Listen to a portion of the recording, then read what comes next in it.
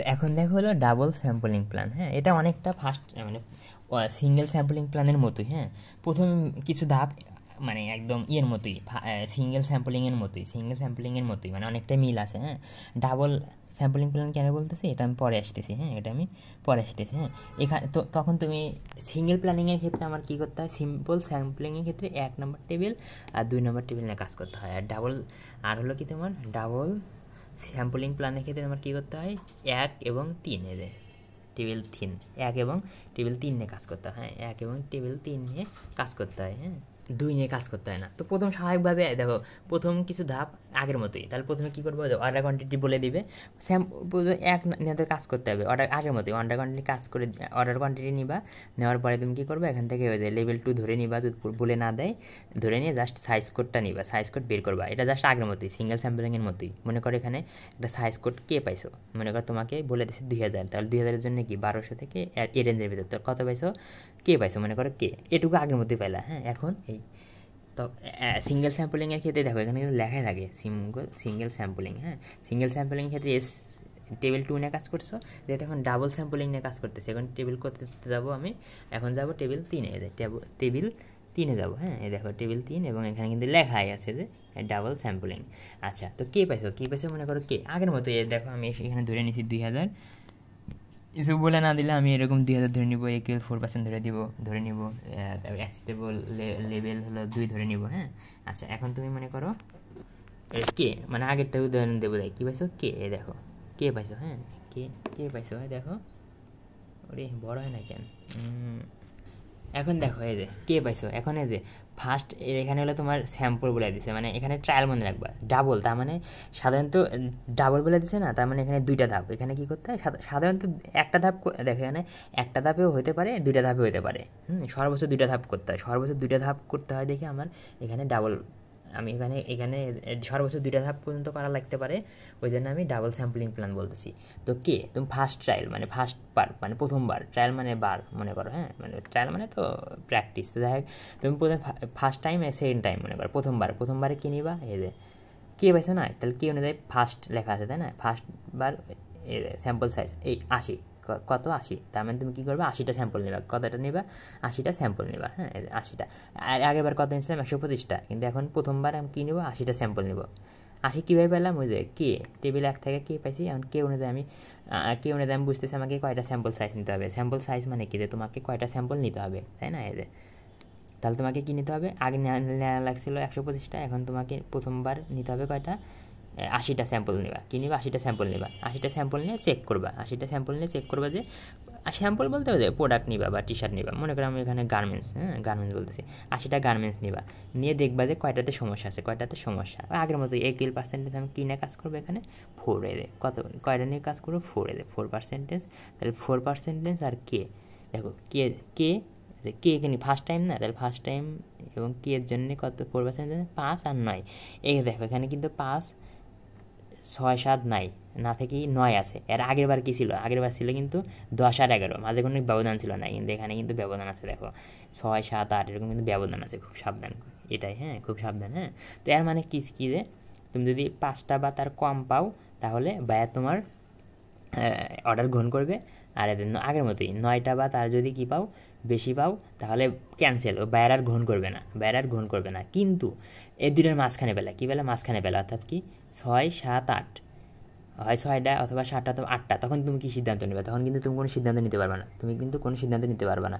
তুমি যদি 5টা বা তার কম সংখ্যক সমস্যাযুক্ত প্রোডাক্ট পাও তাহলে সিদ্ধান্ত নিতে পারবা, আবার কি 9 অথবা তার বেশি সংখ্যক পাও সিদ্ধান্ত নিতে পারবা, কিন্তু এই দুটোর মাঝখানে হলে কিন্তু তুমি সিদ্ধান্ত নিতে পারবা না।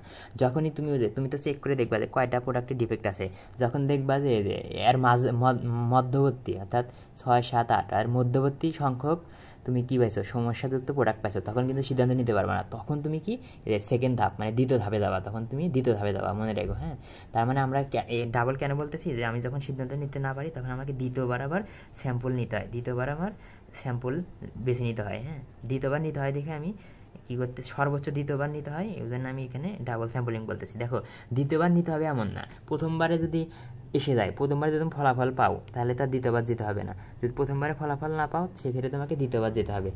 যদি দেখো মনে করো যে তুমি 80টা নিলা 80টা গার্মেন্টস বেছে নিলা, নিয়ে চেক করলা, চেক করে দেখলা যে সমস্যা আছে কয়টাতে, সমস্যা আছে 3টা, তাহলে তো তুমি সিদ্ধান্ত নিতে পারলা 3টা, তার মানে কি 5-এর কম, তাই না? তার মানে বায়ার তোমার অ্যাকসেপ্ট করে নিবে। আবার দেখলে না তুমি পারলে 11টা, কি 11টা, তার মানে কি 9-এর বেশি, তার মানে বায়ার গ্রহণ করবে না। তুমি কিন্তু সিদ্ধান্ত পেয়ে গেছো যে তোমার অর্ডারের বায়ার নিবে না। কিন্তু তুমি কখন সিদ্ধান্ত নিতে পারবা না বা কখন বুঝতে পারবা না যে বায়ার নিবে কি নিবে না, যখন এদের দুটোর মাঝখানে মনে করো 7 পয়সা, কী হচ্ছে 7 পয়সা, তখন সিদ্ধান্ত নিতে পারবা না। তখন আবার দ্বিতীয় ধাপে আসবা, কী আসবে দ্বিতীয় ধাপে, এই দেখো এগুলো লেখা আছে। দ্বিতীয় ধাপে আসে কি, দ্বিতীয় ধাপে আবার নতুন করে 80টা নিবা, নতুন করে কি নিবা 80টা নিবা। হ্যাঁ, আচ্ছা, আগে তো নিছিলে 80টা, এখন আবার নতুন করে কি নিবা 80টা নিবা। হ্যাঁ, 80টা নিবা। এই যে দেখো এখানে একটা লেখা আছে,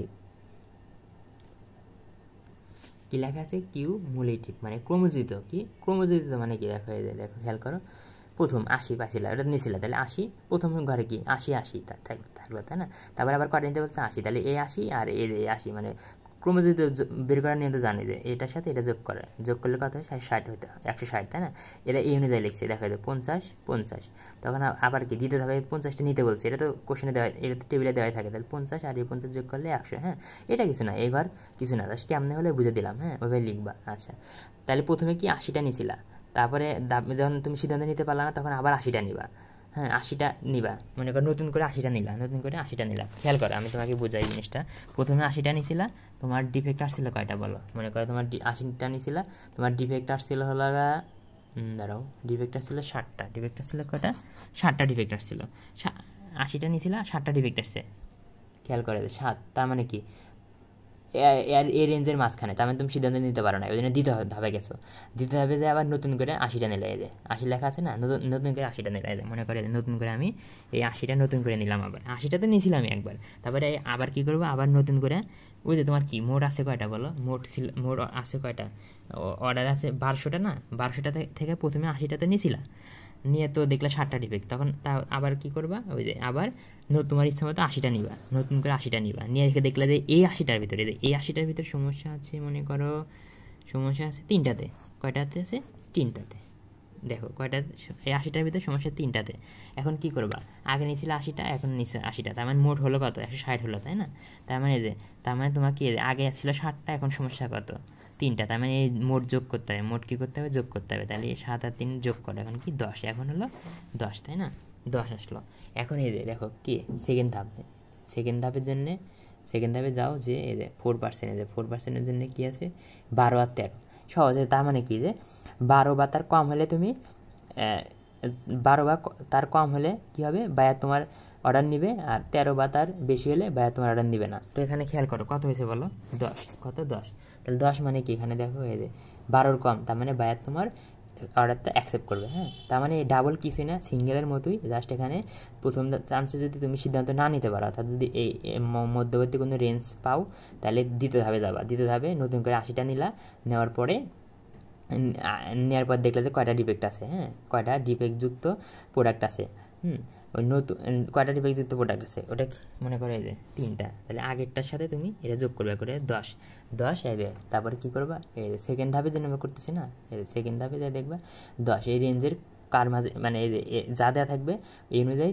সিদ্ধান্ত নিতে পারবা যে তোমার অ্যাকসেপ্ট হবে নাকি রিজেক্ট হবে। হ্যাঁ, এই তো, তার মানে এখানে সর্বোচ্চ 2 ধাপ আমরা 2 ধাপ করতে হয় আর কি। হ্যাঁ, 2 ধাপ করতে হয়, এটাই। তার মানে ডাবল সিঙ্গেলের মতোই অনেকটা। আর এর উদ্দেশ্য একটাই যে বায়ার তোমার কী করবে, অ্যাকসেপ্ট করবে, মানে কী দিন করে বলে, বায়ার তোমার অর্ডার অ্যাকসেপ্ট করবে কি করবে না, এটাই। অ্যাকসেপ্ট না করলে তো তোমার লস। হ্যাঁ, আর একবার যদি বলি, আগের মতোই স্বাভাবিকভাবে তুমি যে একটা সাইজ কোড পাবা, মনে করো এখানে আমি বলতেছি যে পাইলো, কী পাইছো, যে পাইছো, তাহলে তুমি ফার্স্টে কী করতা, 50টা নিতা, কী করতা, মনে করো যে 50টা নিতা, নিয়ে মনে করো স্যার বলে দিচ্ছে 2.5%, তাহলে দেখো যে নিচে এবং 50 এবং এই যে 2.5, তাহলে কত হচ্ছে বলো, যের জন্য 50 এবং 2.5-এর জন্য 2। তুমি যদি মনে করো 3 পাইছো, তাহলে সিদ্ধান্ত নিতে পারবে না, তখন আবার নতুন করে 50টা নিবা, তাই না? 50টা নিতা, নিয়ে কী করতা, 50টা নিতা, নিয়ে মনে করো যে পাইছে হলো কত, পাইছে হলো 2টা, তাহলে আগে ছিল এখানে পাইছিল 3 আর এখন হলো 2, 5, তখন 5 দেখবা যে 5 মানে কি 6-এর কম, তার মানে বায়ার তোমার কী করবে, অর্ডারটা নিবে আর কি। হ্যাঁ, এটাই, আর কিচ্ছু না। হ্যাঁ, আগের মতো সব কিছু, আশা করি মোটামুটি হালকা পাতলা বুঝতে পারবা, দিয়ে একবার দেখো, এই তো।